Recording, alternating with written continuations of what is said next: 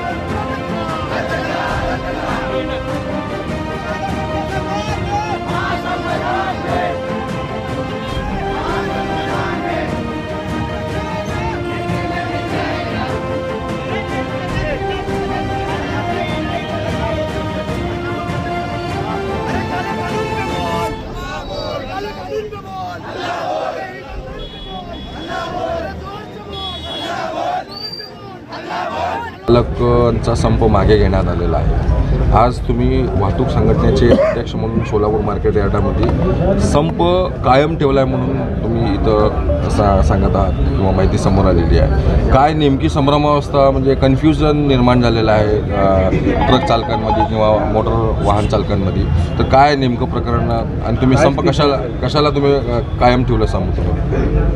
माननीय गृह सचिवालयातर्फे जे मीटिंगमध्ये जे सांगण्यात आलेलं होतं त्यामध्ये संभ्रमित सर्व चालकांमध्ये आणि तिथून आपल्याला क्लिअरिफिकेशन असं कोणताही मिळालं नाही की बाबा हे जे हिट अँड रनचा कायदा आहे ते रद्द आहे म्हणून.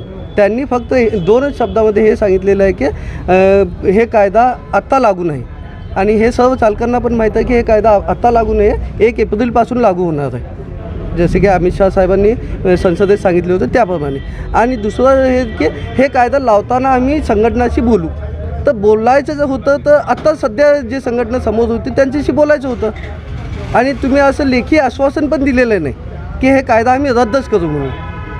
तर जर तुम्ही कायदा रद्द करण्याचं लेखी आश्वासन दिलेलं नाही, जर तुम्ही कायदा लावण्यासाठी संघटनाला बोलवायचं असेल तर मग आज जे चालकांमध्ये भ्रम निर्माण झालेला आणि जे चालकांमध्ये आक्रोश आहे ते आक्रोश थंड झाल्यानंतर तुम्ही हे कायदा लागू करणार का? आमचा प्रश्न हेच आहे. तुम्ही जोपर्यंत स्पष्ट भूमिकेमधून सांगत नाही की बाबा हे कायदा रद्द झाला आहे तोपर्यंत वाहतूक संघटना संयुक्त महासंघ जे भूमिका घेतलेली आहे की 4 तारखेपर्यंत बंद असणार ते भूमिकेवर ठाम आहे आणि 4 तारखेपासून जे निर्णय येईल ते आपण बघू.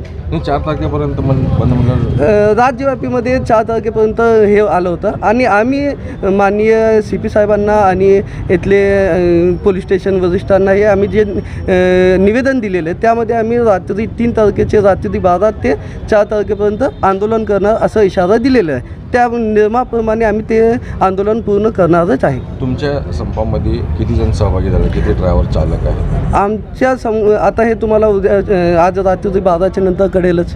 तुम्ही स्वतः येऊन बघा की चालकांची काय भूमिका आहे. तुम्ही चालकांना विचारा.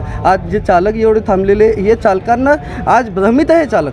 यांना स्पष्टपणे कुणाची भूमिका दिसत नाही आणि जोपर्यंत गृह मंत्रालयाकडून स्पष्ट भूमिका येत नाही तोपर्यंत हे चालक असंच रस्त्यावर उतरणार आणि पुढेही असं आंदोलन चालणारच आहे.